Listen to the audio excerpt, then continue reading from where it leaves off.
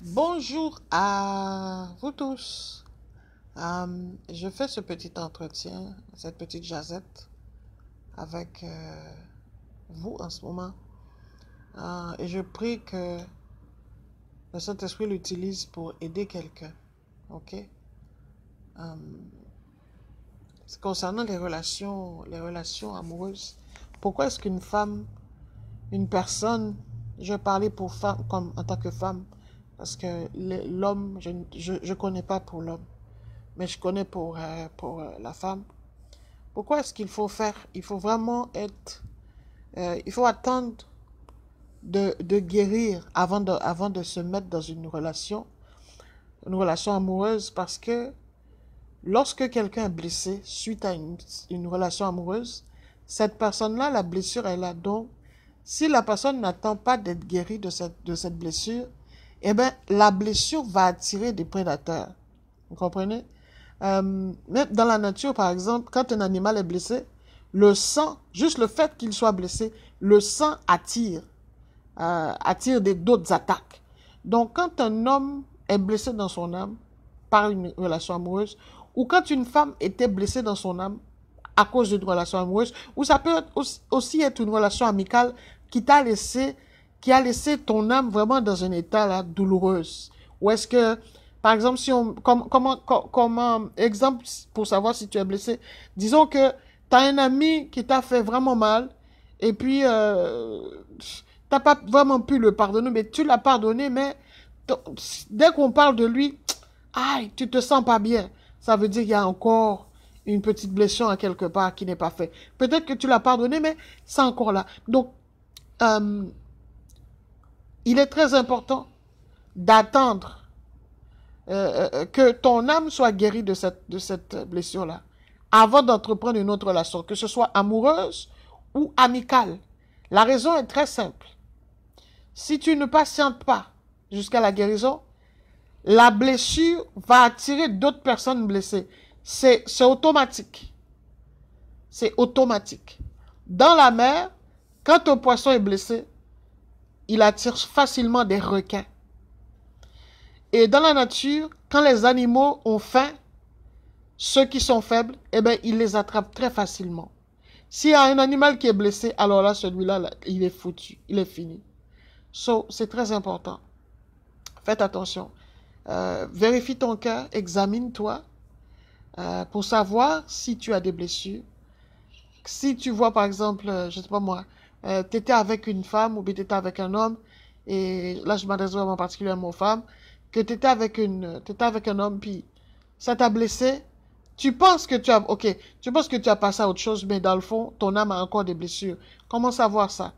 Dès qu'on porte, pour savoir si quelque chose te fait mal, il faut appuyer dessus.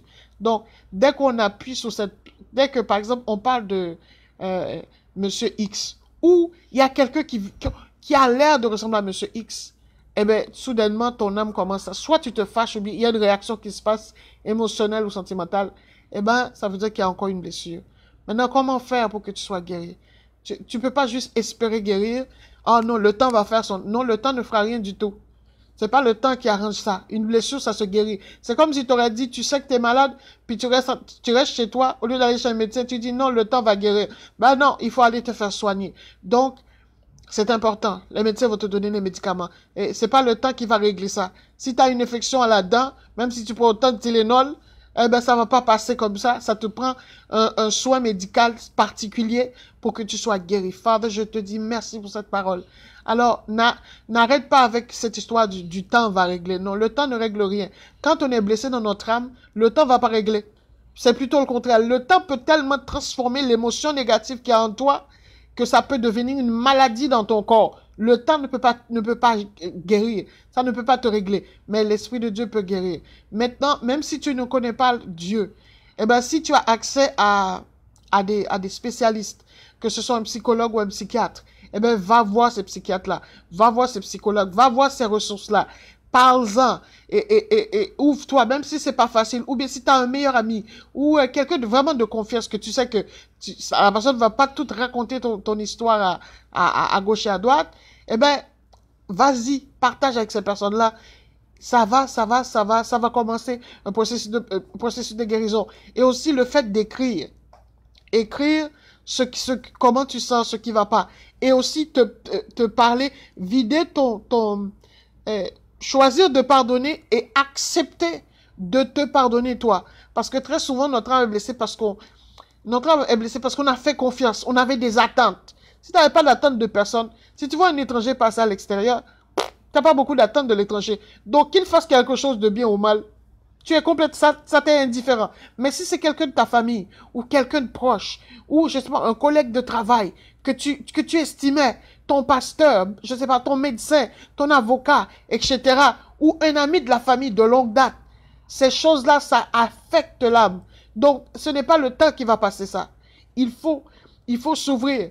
Et il faut accepter de se dire, OK, j'ai fait confiance, ma confiance a été bafouée, d'accord, maintenant je me pardonne, je pardonne à cette personne-là, et quand la blessure ou bien le souvenir veut revenir, eh bien, rappelle-toi que tu as pardonné et déclare que j'accepte de pardonner, j'accepte de me pardonner, j'accepte de relâcher cette personne-là, et j'accepte de guérir de cette blessure.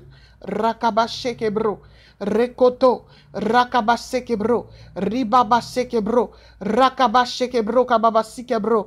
J'accepte de guérir de cette blessure. J'accepte que cette personne, oui, elle m'a fait du mal. Et il faut s'admettre aussi une réalité. Quand on est blessé, ben on est blessé. Si on ne constate pas la réalité, on ne peut même pas penser à commencer une guérison.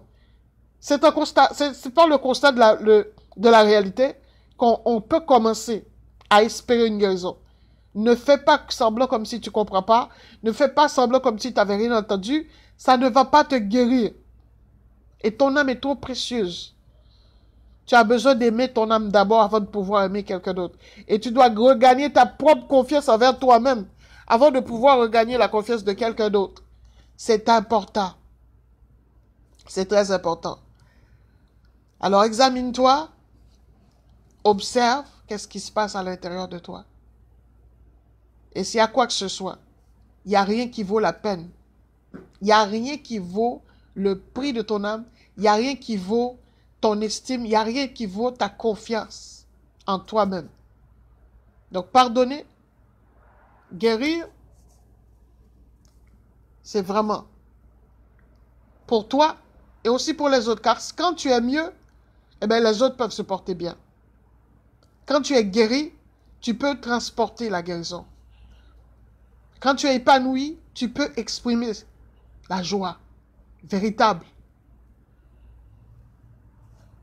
Alors, je vous laisse avec ces belles paroles. Ces paroles, j'espère que ça vous a édifié. J'espère que le Saint-Esprit vous guide. Au nom de Jésus. Amen. Bye bye tout le monde.